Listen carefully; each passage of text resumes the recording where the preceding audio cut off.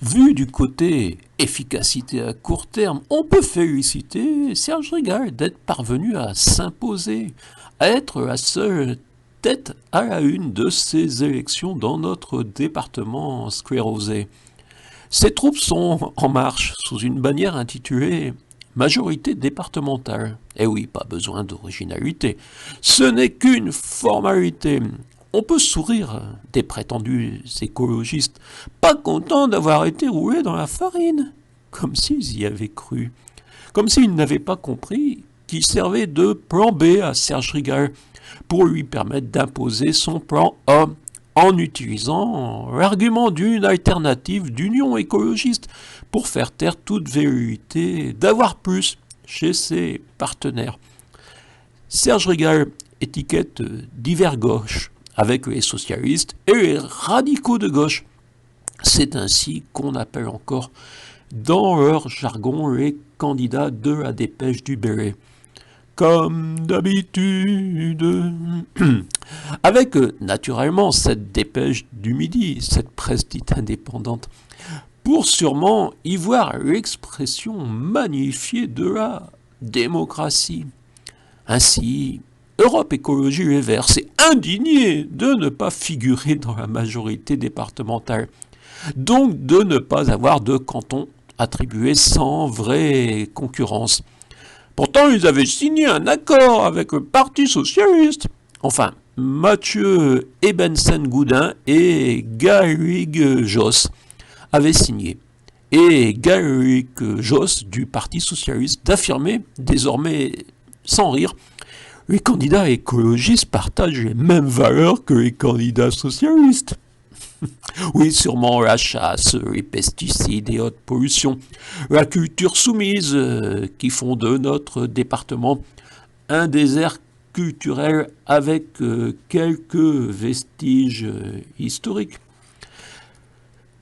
Alors, même si naturellement le communiqué de Serge Rigal était passé inaperçu le 7 décembre 2020, je vais le reprendre. Oui, il nous apprenait, et je n'ai pas trouvé l'information ailleurs. Ces derniers jours, plusieurs élus lotois ont été victimes de menaces, anonymes ou non, ou d'actes de vandalisme ciblés. Des maires ont été visés, dont 2 d'entre eux sont également conseillers départementaux. Oui, là, je suis plutôt dans la voie VGE revient. Serge Rigal notait: j'ai la chance de les côtoyer tout au long de l'année et je veux réaffirmer ici que bien nos élus, désignés démocratiquement par les électeurs, se donnent sans compter au service du territoire et pour l'intérêt général.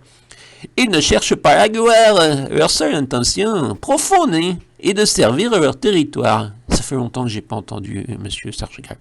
Paragraphe où finalement l'essentiel est dit avec le verbe désigner. Nos élus désignés démocratiquement.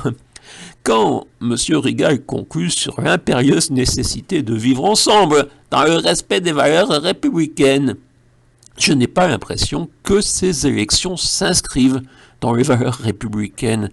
Ils actent plutôt le passage des cantons dans le giron des partis.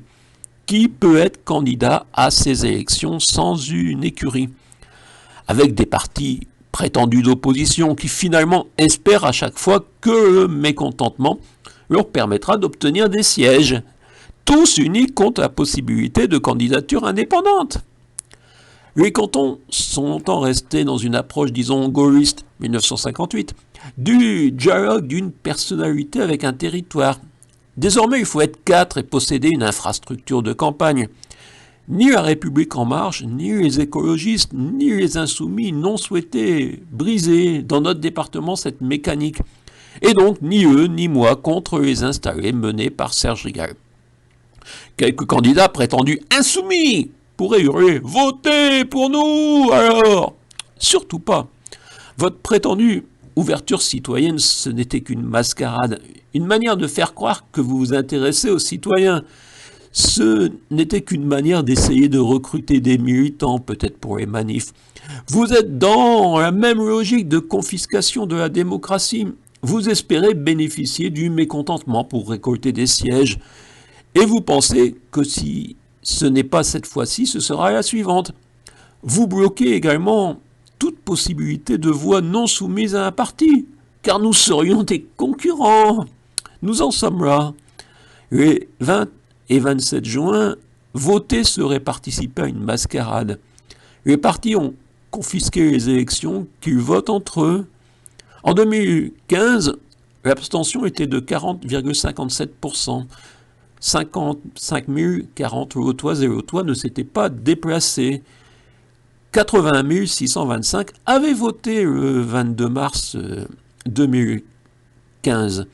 Je vous encourage à inverser la tendance, à atteindre les 60% d'abstention le 20 juin 2021.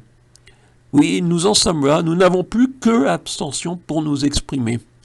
Naturellement, ni leur vie carcinoise, ni leur dépêche ne reprendront cette chronique, disons, impertinente.